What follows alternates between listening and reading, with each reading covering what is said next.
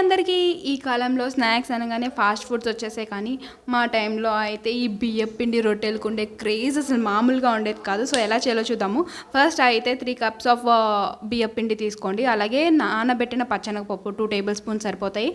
అలాగే 1 table spoon కారం, 1 table spoon salt, 1 cup of oil వేసుకోండి. అలాగే కరివేపాకుని చిన్న చిన్న పీసెస్గా కట్ చేసుకొని వేసుకోండి.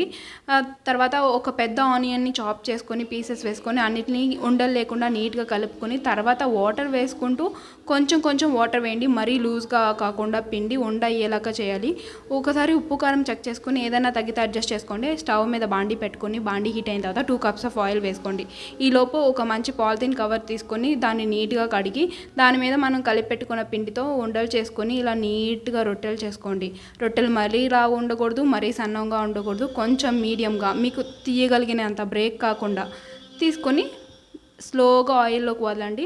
అది వేగేలోపు మీరు ఇంకోటి చేసుకోవచ్చు, టైం కలిసి వస్తుంది. అండ్ ఇలా వేగుతున్న దాన్ని చెక్ చేసుకుంటూ కొంచెం రెడ్డిష్ కలర్ వచ్చిన తర్వాత తిప్పుకొని జాగ్రత్తగా 2 sides కొంచెం బాగా ఫ్రై అయ్యేలాగా చూసుకొని జాగ్రత్తగా పక్కన పెట్టుకొని ఇంకోటి కూడా వేసుకుంటే మనకి టైం సేవ్ అవుతుంది, స్నాక్స్ అయిపోతాయి.